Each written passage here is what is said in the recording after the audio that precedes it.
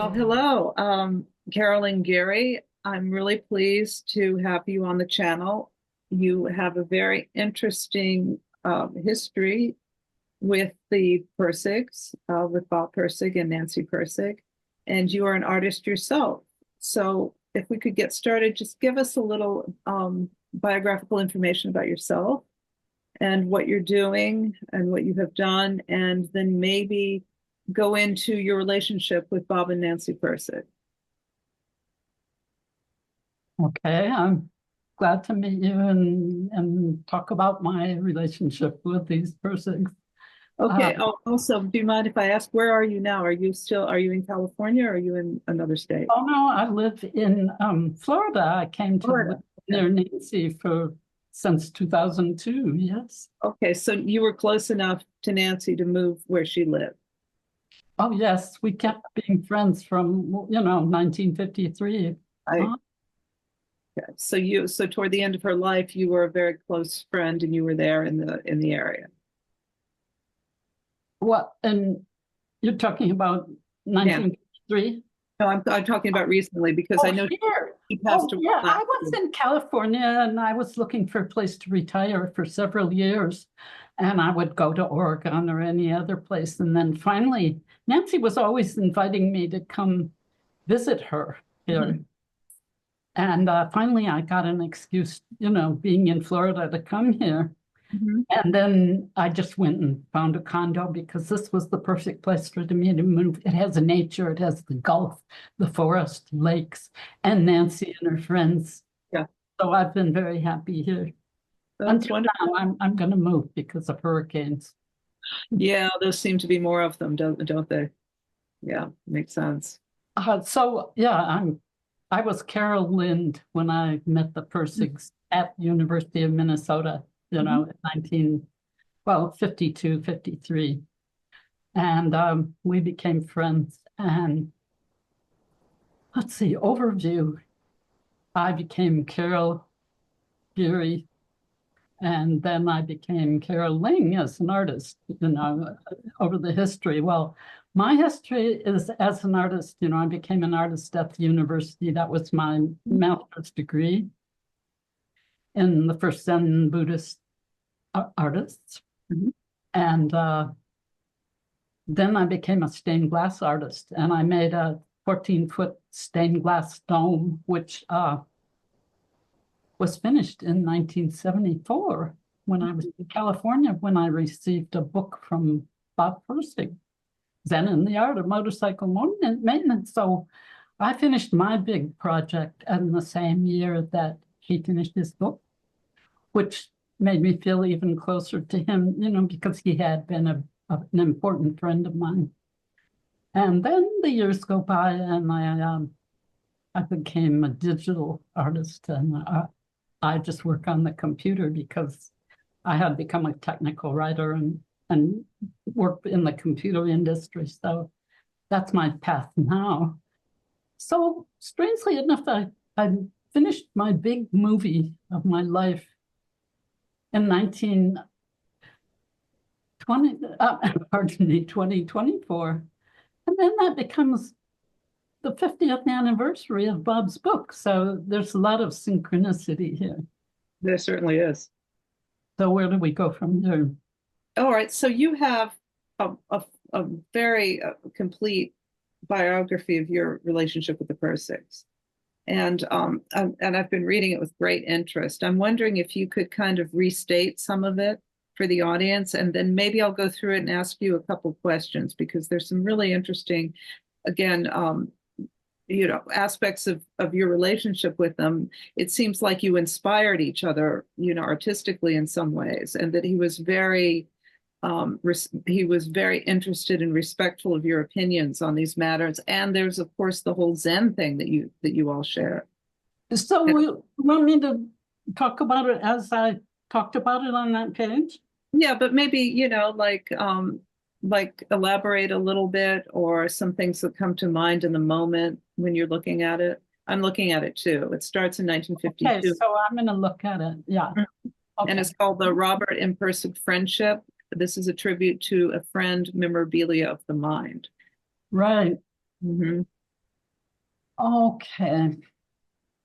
Yeah, Nancy and Bob Pirsig were over in the newspaper part of the journalism school, and I was in the yearbook part, and that was where we all hung out as, friends. So I got to know them when they started the Ivory Tower, a magazine.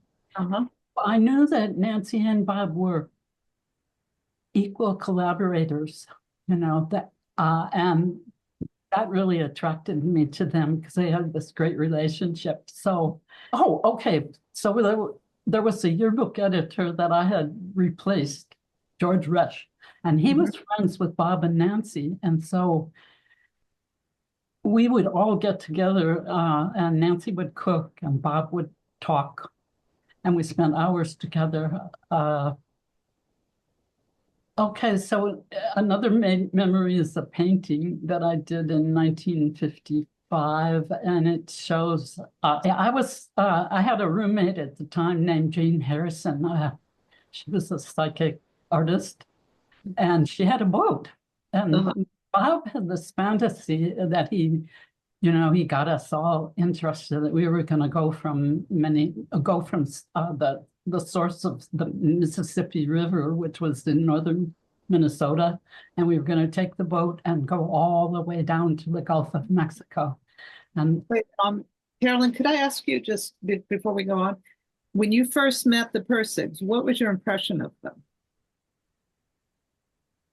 well, when I first met Nancy, she was the social person of this relationship. She was living with about 4 or 6 other women. They had this big apartment, and they had the parties.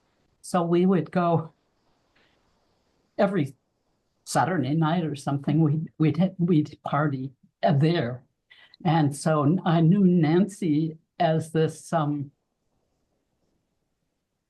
social friend. And then all of a sudden, Bob and Nancy were there.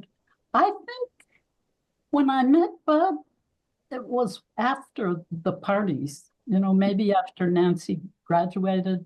And at this period, when I did this painting then they all went off to Reno to get Nancy divorced. And, so this was before that. So Nancy was divorcing her first husband. They went down to Reno. And she was divorcing her first husband. And didn't they work down there? Yes, well, they couldn't get a divorce in Minnesota because there were no grounds, but there were grounds in Las Vegas. Or was it Reno? Oh, I forget where it was Las Vegas. Okay, yes, they made money so that and then they could go to Mexico and build Bob's boat. And so then you got involved with maybe taking a trip. No, I was becoming, I was going into art. As I was growing up, being an artist was a foolish thing to do, and as much to be a doctor, money making, and I had resisted being an artist till I had to. I went on a trip to Europe, and I realized that I wanted to be an artist, and I might as well just go for it, So that was my main track in this whole thing of life. Well, you fell in love with Van Gogh. Yeah, I did. Yeah. I sort of had a complex that he persisted. I mean, he was hardly known in his own lifetime, but he did great things and beautiful paintings. I particularly like the way he renders things, with quick, exciting brushstrokes, and it evokes the life of whatever he's looking at. Yeah, so I thought when I started working on my master's, that was 1956. Suddenly I became responsible for my own education. Up till then, I had just tried to please the teacher and get good grades. All of a sudden, as a master's student, they were saying, well, what do you want to do? And I didn't know, I didn't even know what art was. I had found a lot in Europe, but I needed to do that. But the Pirsigs, well, Bob, of course, was not a certain, he wasn't focused on philosophy or Zen, or he was a thinker, and he was the main thinker of my life that I have ever met, so he fit right into the Van Gogh complex. Mm. Tell me a little bit more about that. Van Gogh, you, Van Gogh, and Bob. Tell me a little bit more about that complex. Well, we all had to come back to reality. I mean, Bob, traveled to Korea and India, and he did lots of things, but he came back to, I mean, the motorcycle, what you have to do to get from here to there. So he bridged this gap. Well, I did the same thing. I dropped out after the first semester of in the master's program, and I went to San Francisco, which, of course, was the beat center of art at the time.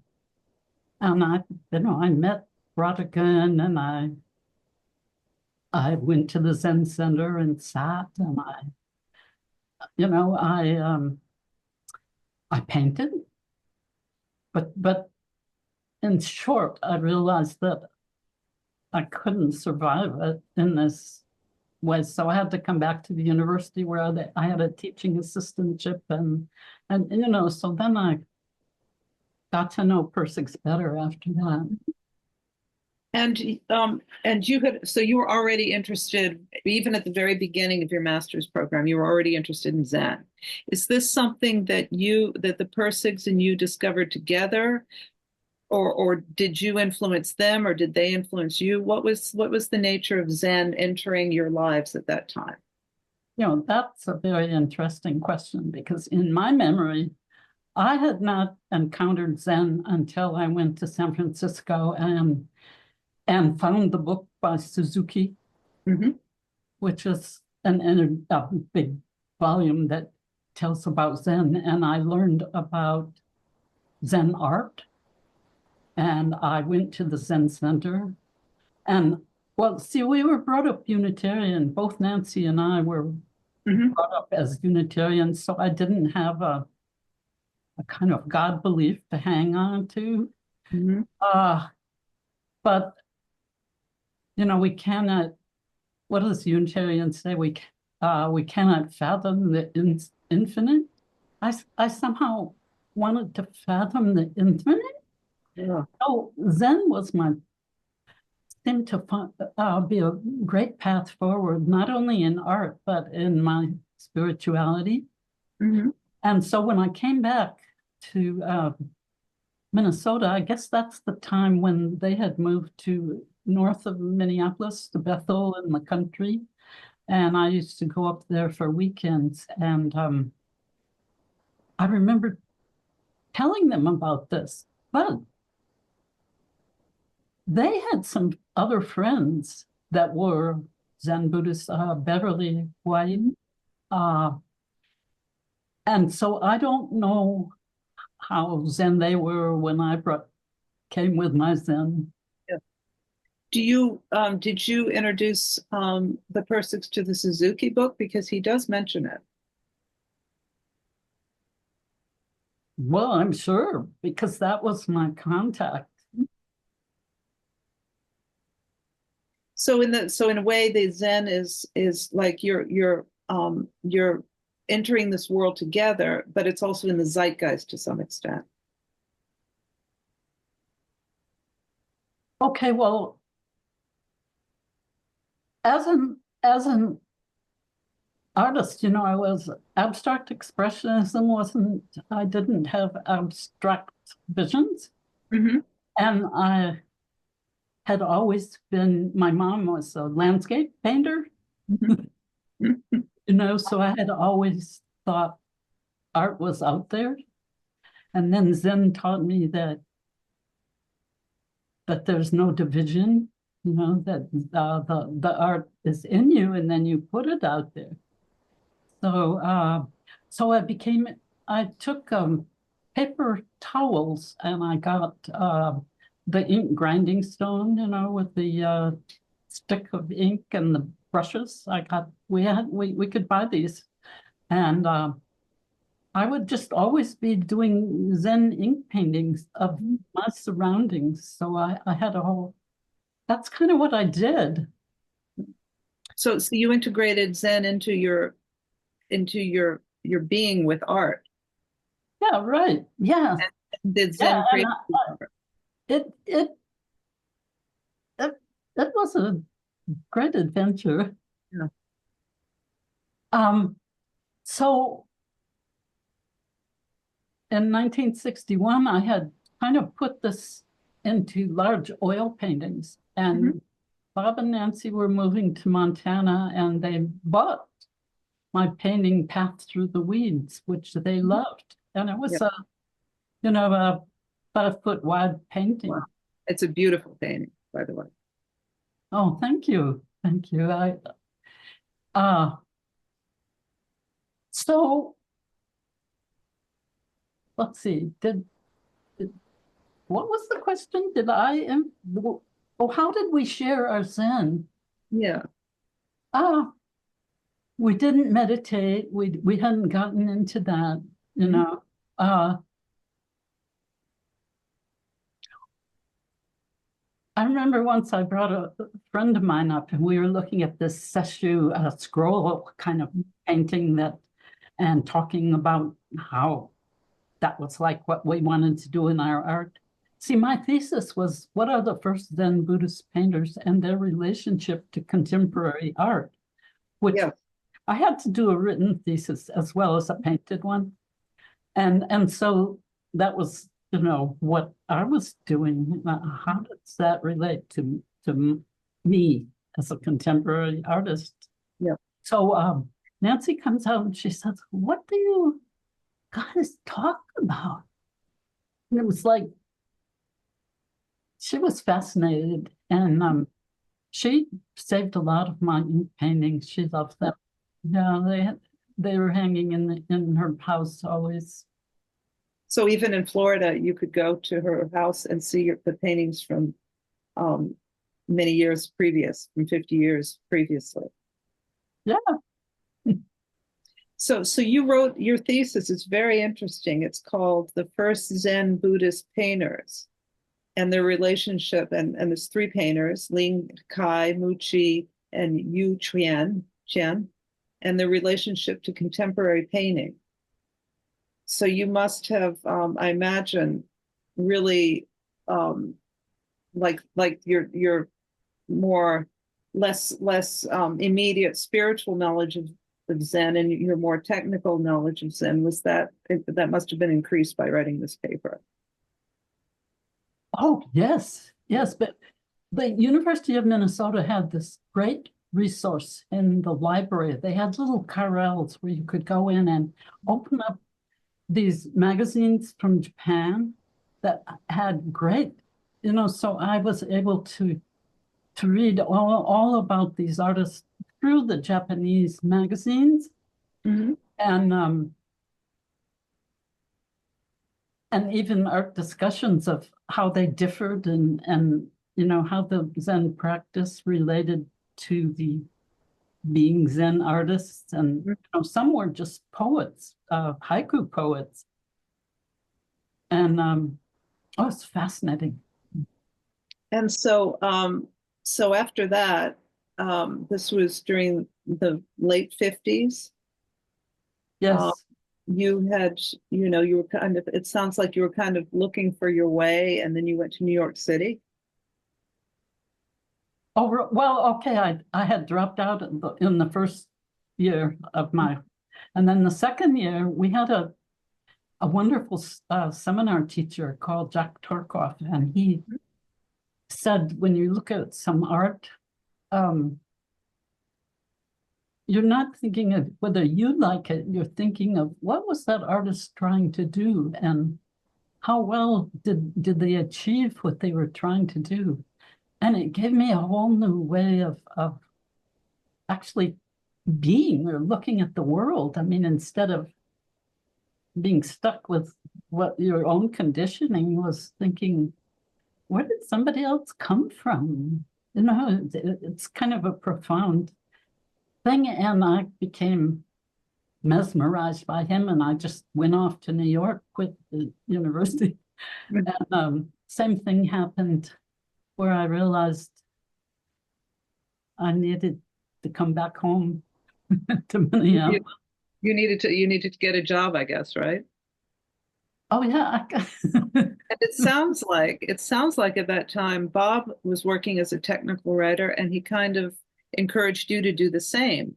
I mean, he must have seen that you had, you know, the ability to do technical writing. It looks like he hooked you up with some work. Is that correct? I mean, that's what I'm reading in the. Oh, okay. The story there was let's see, how can I summarize that? Okay, I was back there, and you know, in the second year they had given me back my teaching assistantship, but then I had kind of moved in with a Black guy, and I was kind of breaking all the rules of Minnesota. Anyway, I lost my teaching assistantship after one semester, and Bob was working as a tech writer, and he knew that this company needed a person to design a book, and so he got me that job. Okay, so you did the design work for that book. What kind of book? You did the design work for the technical book. Yeah, right. Mm-hmm. Yeah, it was a brochure about Dr. Schnabel and Oh, that was his first novel. So you designed his first novel, the Dr. Schnabel book. oh, he had written that? I had forgotten that. Well, I think, you know, the funny thing is, those of us fans of Pirsig, most of us had no idea that that book existed until recently, when there was a copy of it. There was an exhibition, a 50th anniversary exhibition at the Smithsonian last year.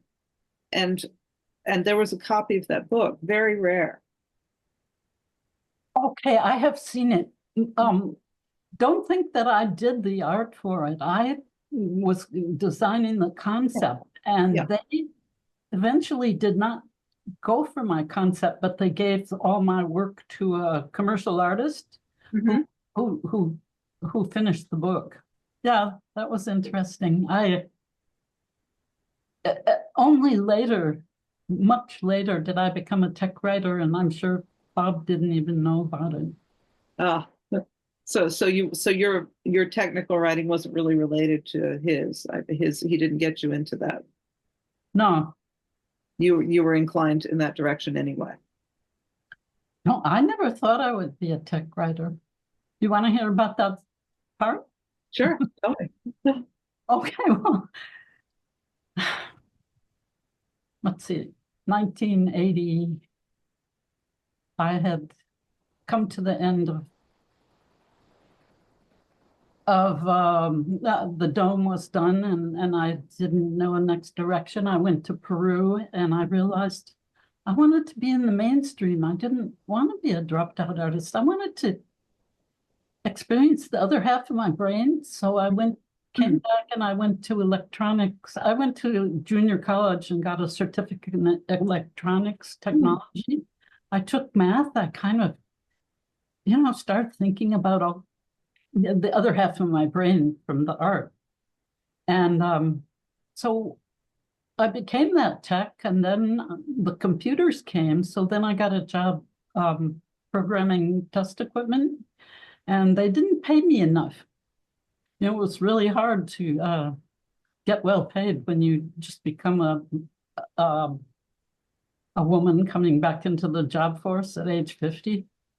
So, or 40, wherever, 45 or whatever it was.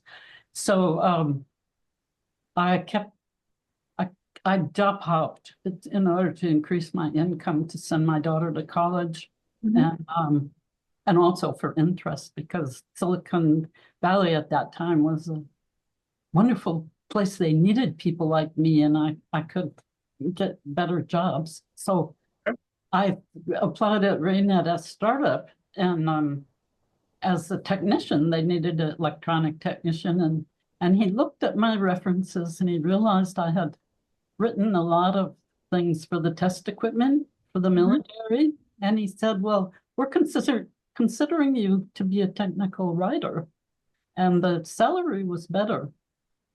So that's how I became a tech writer. So that was your like adult career, let's say. Oh yeah, well, I loved it. I mean, it was, I had been the assistant editor of the Gopher. I had, designed yearbooks and written text and done all kinds of related things. So, and then it was exploring the computer world, which was fascinating to me. And to this day, you're still using you really use a lot of digital. You're using a lot of digital in your artwork to this day. All right. Well, let's see. I retired in 1996, and that's when Netscape was just getting born, and I wanted to put my life's artwork onto the web. So yeah, that's what I did. My website is holio.net, and it's got my work from 1997 on. Yeah, it's a fascinating website. Well, thank you. You've really done some interesting things. And you completed a movie last year, you said. Yeah, well, okay. Years had gone by, I would publish every Wednesday. That was kind of my discipline, and I enjoyed. There's several aspects. There's all my artwork that I tried to put up during, so people knew what I had done. And then there's nature and trips, and all kinds of my other interests are in there, a blog. And all of a sudden up on YouTube, some guy said on my movie, he said, you really should make a DVD about this.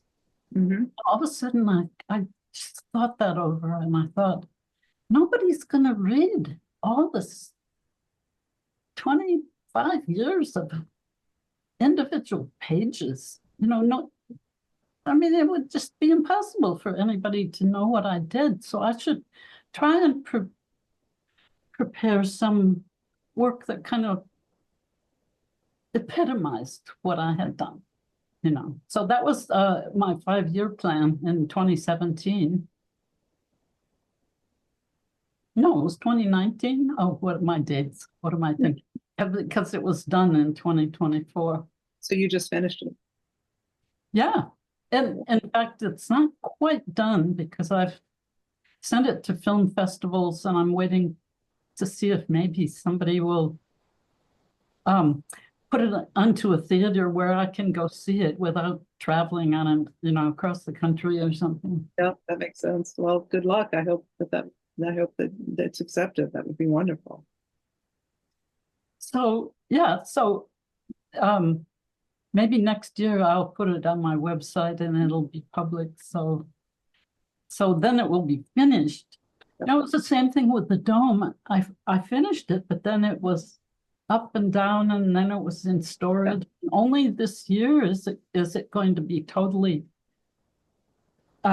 installed with its own architectural site. So the dome is a very interesting thing. This is something that you did in 1974 at the time that Bob had his book published, and he really, my understanding is he really wanted to help you, get this piece up and displayed. He was helpful to you in doing this? That's what I understand. Or he wanted to help you. Okay, well, in 74, no, in 75, of course, I had taken the dome down and put it up in a house that I had bought. I put it up in my yard, and it was publicized in Glass magazine. was called the first three-dimensional stained glass. And it was, it popularized my dome. And Yeah, so that's I had extraordinary. sent that to Pirsigs. And then when Bob was out here looking for his boat that was being built out here, he came to visit me, and that was in 1975. Mhm. And he proposed that idea that he wanted to, he didn't know that my dome had come down in 1974 and it wasn't up again, so he wasn't able to see it. But he did go way back to Minnesota, and he did propose it to Walker, and they sent me a letter telling me why they couldn't put it up. So yeah, he did that. So he tried to he tried to help you, get it displayed. Right. Yeah. Let me ask you a few more things about your relationship with Bob. Let me go back to the Zen years. What were the discussions like?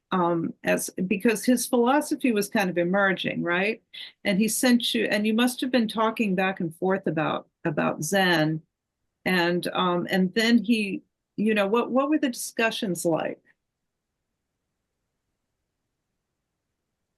They weren't, because I was never living in the same city that they were, so then I went to Montana, and he had a breakdown, and then when I went to Chicago, he had another breakdown. And Nancy is Zen, but she didn't really bring out her Zen until she left Bob and moved here to Florida. So this never came up so much. No. Even though everyone was kind of involved in it. Well, he knew that I was doing the Zen painting, I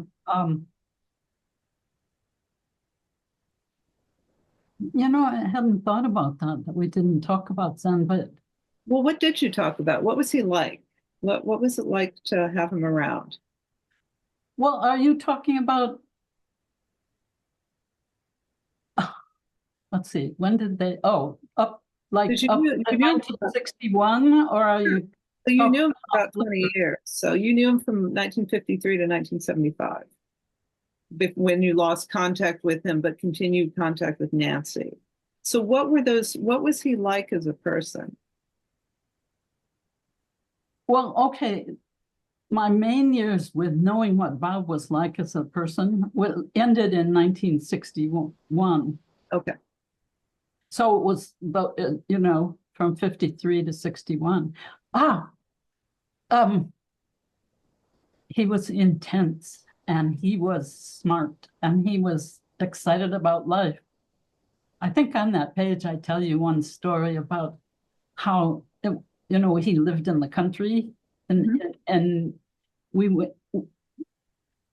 he knew about the International Space Station. I mean, I had never even heard of it or thought about it or anything, but he said, we can see it flying overhead, and it's up there whirling around our Earth. I mean, I never thought about these things. And we went out in the field. It was like an open field, and you could see the whole horizon. And we lay on our backs and looked up at the sky, and there's stars all around.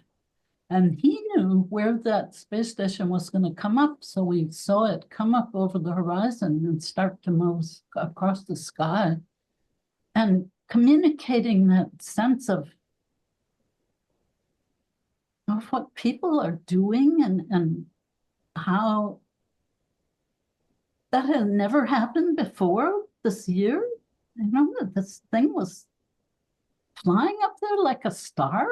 I mean, it was just very exciting to know Bob, that he would. The other thing I remember so vividly is him talking about puffed wheat. Like, I had grown up eating puffed wheat cereal and never thought about how it became, wasn't grain anymore. It was all puffy. And he said, he described how, as a tech writer, he had to write about that. So they took him to the factory, and he went in and he saw these giant guns, and he described how the puffs appeared, you know, and he would always. He's a writer, a thinker, and a talker, right? So he communicated all these things. And maybe he was formulating where he would go later as a writer, because I don't know he did that much personal writing at that time. He was a tech writer for money. But you were hearing those thoughts unfold in real time right in front of you. In fact, you said he was the main thinker in your life. Right. One thing that maybe it's off topic, but like in my artworks, in my movie, I follow Herman Melville. Herman Melville, Moby Dick, was this great writer to me. He kind of epitomized what you would want to do in an artwork, to communicate the nitty-gritty details of the scene, so you know that you're there, but then it goes into visionary and mystical and all kinds of, explores all the human psyche in this one artwork. And that's what Zen and Art of Motorcycle Maintenance does. It's a journey to trip on a motorcycle, but it does. And so I kind of shared that kind of idea of, I think we learned from Melville. You think you both learned from Melville? I can see that. I can absolutely see that. What did you think of? He sent you the book with a very lovely, dedication, and I can link to that page where you show the dedication. What did you think of that book when you read it? I mean, you knew Bob, and here he is sending you, this book that people are claiming is a masterpiece, and those of us who follow him to this day believe that's the case. What did you think of it, knowing him? And I'm kind of lost following What did you think of the book when you first read it, knowing Bob as as your friend, as someone you were involved with in your life quite intensely, and then you read this book? Tell me about that whole experience. Okay.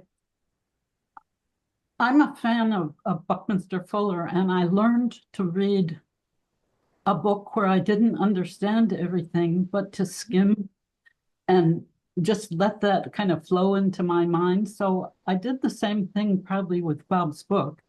I mean, of course, I followed the narrative, and I kind of do trips like that myself to nature, and I love the writing.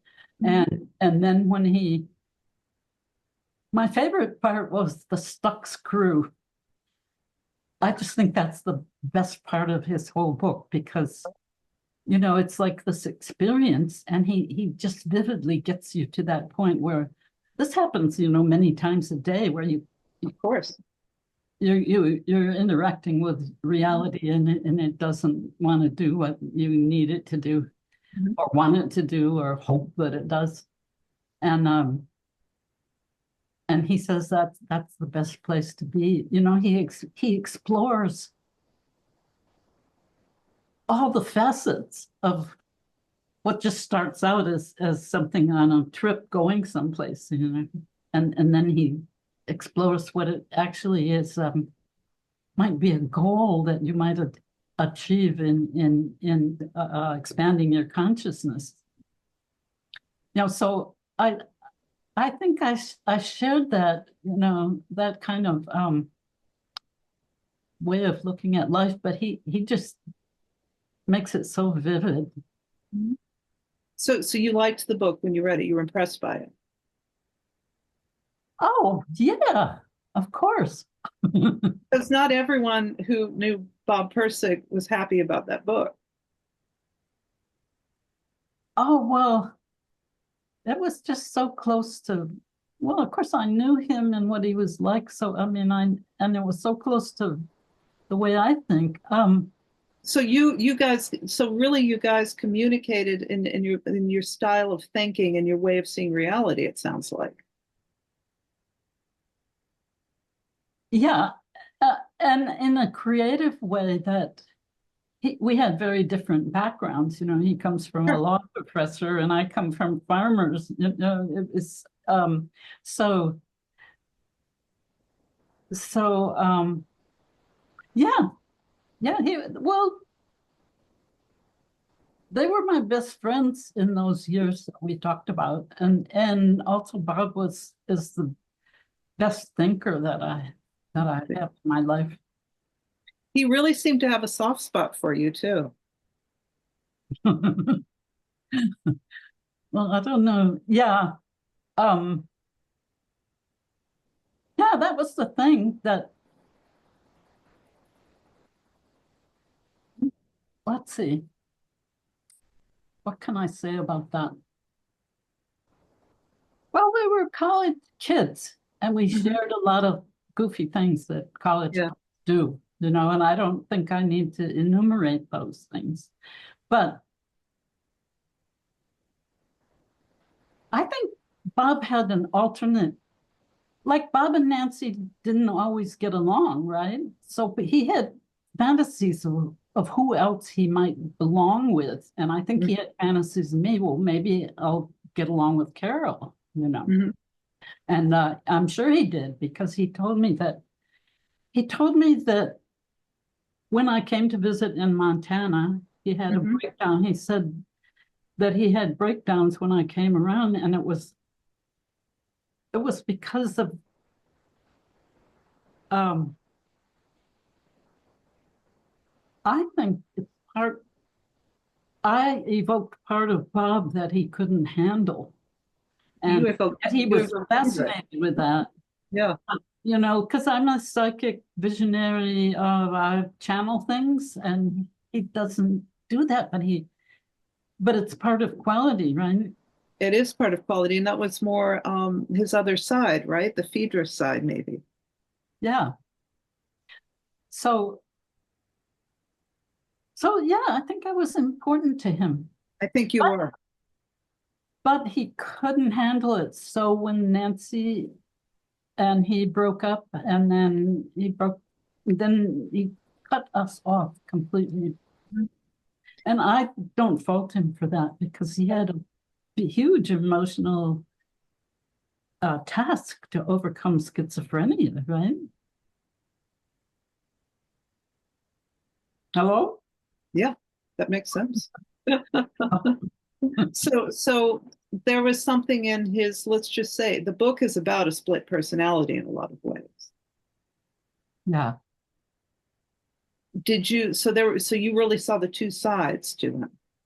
You saw the side that you said you attributed to his being his father's son, the scientific, the intellectual, the reason side, and then maybe the side that you as a visionary kind of evoked or cultivated, the other side. right. Um,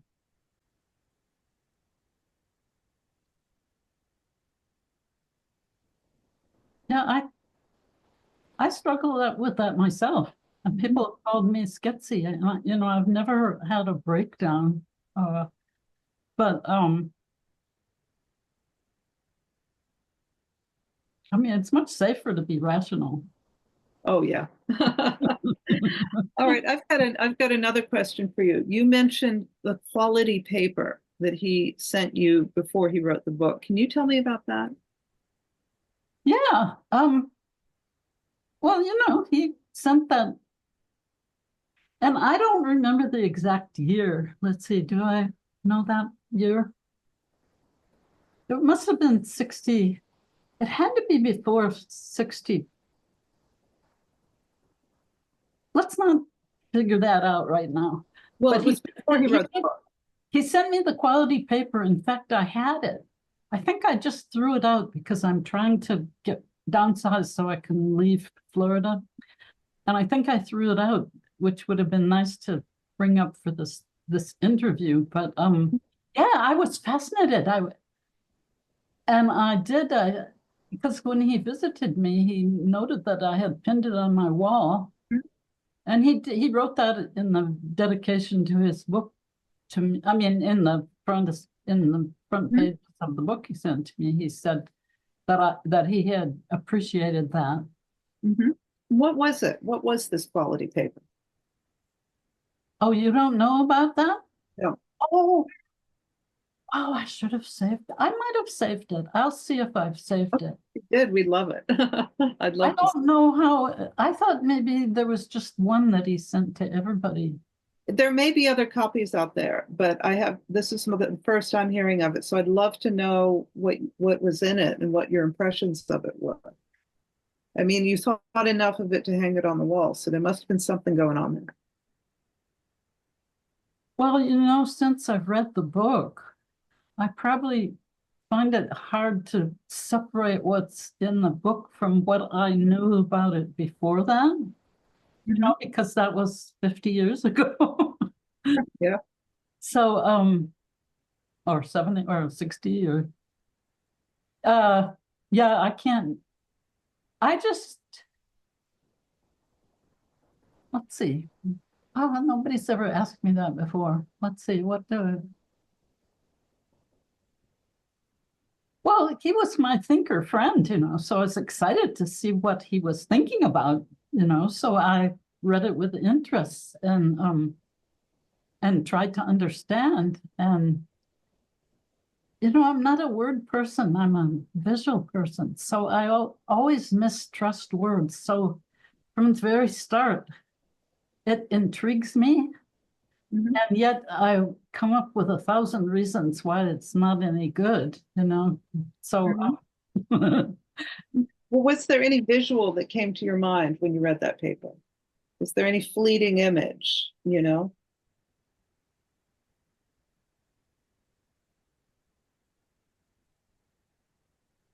well, it's kind of love of, if quality is the best thing in life, that's great. I mean, that's what we want. We want quality, right? Yeah. I mean, it seems like he's picked a good word. Mhm. Um,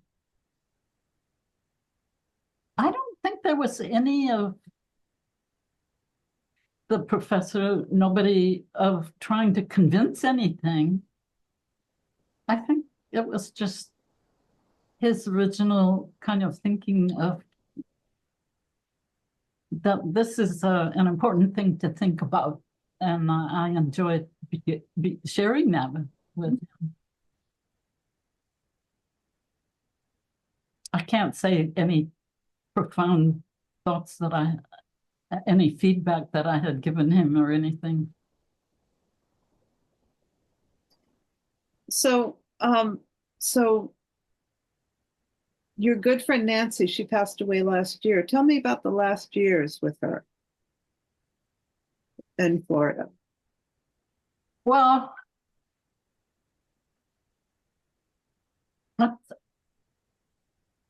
she gradually had macular degeneration. In 2017, she would get emergency trips to the hospital, and I think it was congestive. I mean, she had some heart issues, health issues. So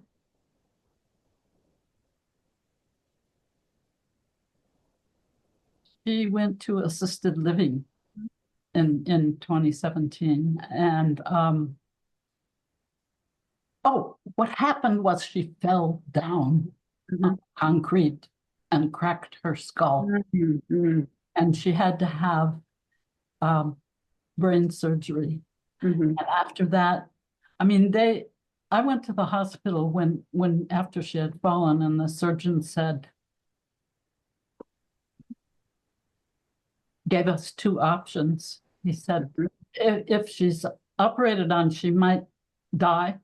She might, but she will never be exactly the same. She will have a great loss. And her brother was her health person to make her health decisions, and he decided on the surgery, but he could have just as well not done the surgery, and she would have died anyway. Yeah. But she survived. And I have this great memory that um, her son came, and we would go to the hospital where she was recuperating from this operation every day, and he would read Thich Nhat Hanh to her. Oh, that's great.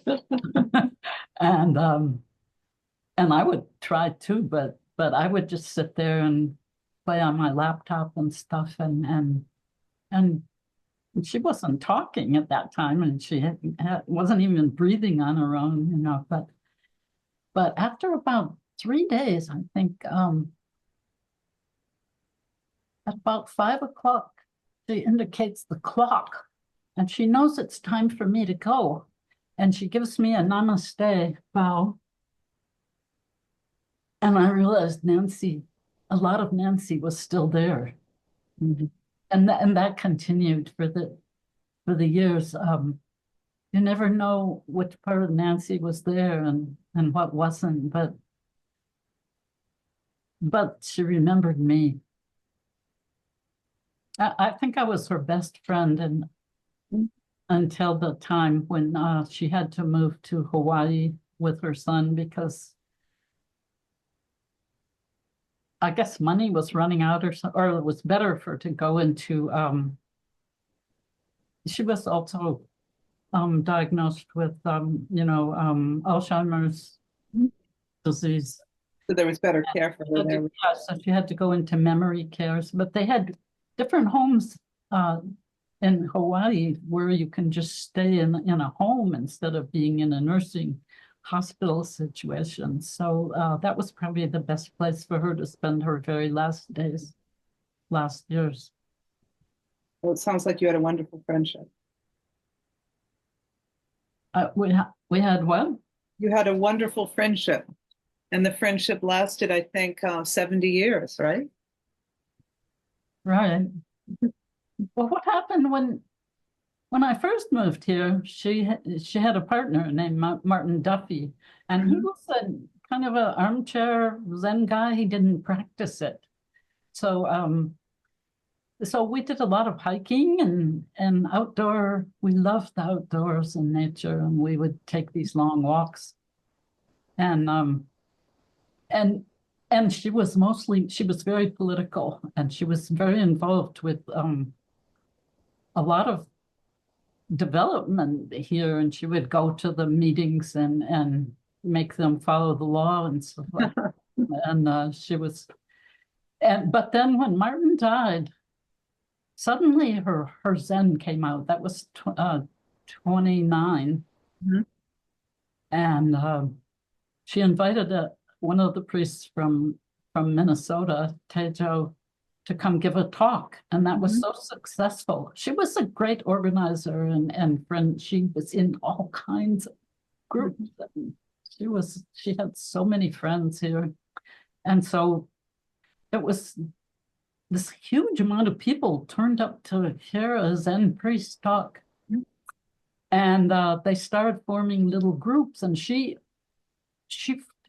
made the format that worked. They had little groups in people's homes where they would read Zen books, or just books about expanding consciousness, about spiritual development. I don't know. I never went to those. I didn't have time to go to those groups, but she did start as this Emerald Coast Meditation Society. Oh. It met once a month, and they'd have a speaker, but we would meditate for 30 minutes. And it was ecumenical. It wasn't supposed to be just Zen, but of course her approach was just what she had learned at the Zen Center. And I had learned that at other Zen centers. So yeah, we were really close that way. Well, let's see, when was it? 2010, she asked what I wanted to do for my birthday. She usually took me out to a restaurant. I said, I want to meditate all day. And so we sat and devised what we would do, and we would chant. We would get up and go to the sunrise, and then we did what we would like to do as a meditation retreat. And So we did some yoga and we did a nature walk and we saw the sunrise and we did some chanting and we did some reading and it was a silent retreat. So there was no talking. And we'd spent this wonderful day and it was on my birthday. So that was the solstice, the December solstice. So we decided we would do more of these. And I said, let's do them on the quarterly events, the equinoxes and the solstices. So for 3 years, we did these. And they grew. Every year, there were more people that wanted to come. Finally, we moved to the library community room, and we had a lot of people come. And people still talk about those as events where they learned a lot to love meditation. And Nancy would lead the meditation, ring her Zen bell, and then she would give instruction in sitting if people needed that. But then, I couldn't devote. I mean, I'm an obsessed artist, so we had to stop. I couldn't keep doing it so many years. Which I think every now and then the librarian says, "Can you do those again?" And they really liked having those happen. Oh, I'm sure. Well, Caroline, it's been so nice of you to meet with me, and it's been so interesting. I didn't get to tell you about how I integrated Bob's work in my work. Oh, you must tell me that. Well, I wrote a hyperbook, which is on the web as web pages, but it was an interactive hyperbook using HyperCard at the time. It's called Zen and the Art of Dividing by Zero. And there's 3 parts to it. The thinker part has 3 thinkers, and Bob is one of the thinkers. And I pick quotes which support my thesis that there should be a notation of dividing by 0. And there's that to look at. I don't know if he ever saw it because I did this after we had no contact, Well, So- it is on your website. I was looking at that, so I'll put a link so people can see that. Right. Your 3 thinkers, Bob, Buckminster Fuller, and then who's the third one? T.S. Eliot. Yeah. Eliot. Oh, there were 4 of them. And Zen and the Art of Macintosh too. Oh, yeah. So you did end up integrating his work into yours later on. Okay, but then there's a movie, and I can show you the little clip from how I asked Bob, what does Bob Robert M Pirsig say about sand? And there's 3 quotes from his book. And Okay. you want to see the clip now? Yeah, sure. If you can, let's see if it works. Just a minute. You can't see it because we aren't screen sharing, right? Well, let's see what I can do. Okay. Yeah, I'll put this up and you see if you can see it. Sometimes I can send it to you too. Well, if you send it to me, I'll edit it in. You can try sharing, see if it works. Okay. It's showing on my screen. Okay, I don't see. Can you share it? Oh, let's see how. Oh no, I mean, oh no, I could put it on Google Drive and you could see it. Okay, well, just give it to me some way so I can edit it into this, so I can put it in this video. Okay, all right. Okay. Let's see. Do I want to say something about it? Oh, at the end he says "moo," and that is the thing that is the quote that I have put in the hyperbook too. So those two integrations of Bob into my work end with "moo." Okay. Yeah, you said let's see if I can find it. Well, you have several quotes. There's a third possible logical term equal to yes and no, which is capable of expanding our understanding in an unrecognized direction. We don't even have a term for it, so I'll have to use the Japanese mu. Mu means no thing, no class, not one, not zero, and yes, not no. Unask the question. Is that what you meant? Yes. Yeah. Yes. Okay, the other thing, let's see, on my notes that I wanted to talk about. Nancy, I think Nancy didn't get the recognition that she deserves as part of, you asked me how Bob and I influenced our thought. I'm sure that Nancy had a great influence on Bob's thought too. In fact, look at how popular Zen and the Art of Motorcycle Maintenance is compared to Lila. Mm-hmm. And Lila came after Nancy. Mm-hmm. I think she not only wasn't his partner, you know, emotionally and intellectually and everything, but I think she helped edit his book too. But he was not able to give her that recognition, and I just wanted to emphasize that. What do you suppose that was? Why didn't he give her the recognition? Well, I think it's the schizophrenia, you know, the emotional impact of trying to deal with these emotions is just too difficult. And also financially, I think, because he didn't give her any inheritance or any part of it. You know, there was no settlement. Mm-hmm. And, you know, maybe he needed to do that in order to do something else, which was Wendy, you know, and the rest of his life. Mm-hmm. That was just how he was. We just have to accept it. Did she hold any was there negative feelings for him? Did she have negative feelings for him, or had she moved on and just integrated herself into her own life, and that was the past? Yeah, as they were breaking up, she found this other partner that gave her the emotional life that she needed, you know, and he was her partner until he died. Walter?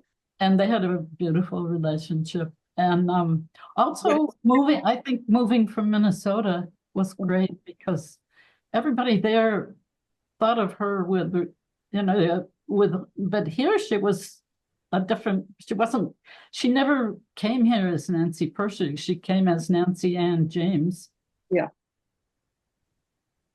Well, I noticed in her obituary, he wasn't really mentioned. What? I noticed he was not really mentioned in her obituary. He was only mentioned in passing. Oh, right. Yeah. Yeah.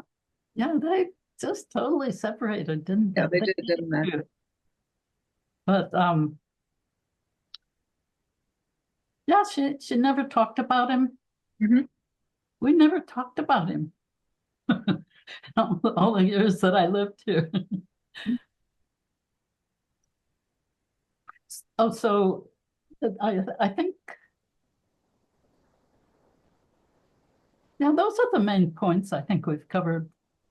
Well, thank you so much. Talking to you. Thank you so much. I think that out of everyone involved in, the Pirsig corner, you are the one who knew him better than anyone. I mean, I think you had been one of the closest people to him at all, from what I can tell. Well, certainly in the years leading up to them. Certainly in the years leading up for those years. Yeah, but you know, yeah. Yeah, because I know he was quite reclusive later on. So it's interesting to hear your thoughts and opinions and experiences, because I don't think there's anyone else who has the extent of relationship with him that you do. Well, yeah. Oh, that's interesting. I mean, I don't know who else you've talked to. I mean, There certainly are people in Minnesota, but yeah, well, I don't know. I feel like he's a major person in my life too. Yes. Thank you. All right, Carol, thank you so much. I'm going to put all the links to your page in the description of this video because there's so much to look at on your page. Okay. And the page where you talk about your relationship with the Pirsigs is really interesting, and there's a lot that came after that where you talk about your artwork and your trajectory, which is fascinating. And I'll definitely make sure that the picture of the wonderful Holiodome Yes. is in there because it's a beautiful piece of art. It's really magnificent. Yeah, thanks. That was a wonderful thing to make. Yeah, I wish he could. Yeah. All right, Carolyn, thank you so much. You're welcome, and thank I you. really appreciate it. Okay. All right, you take care. Yeah, thank you. Bye-bye. Bye-bye.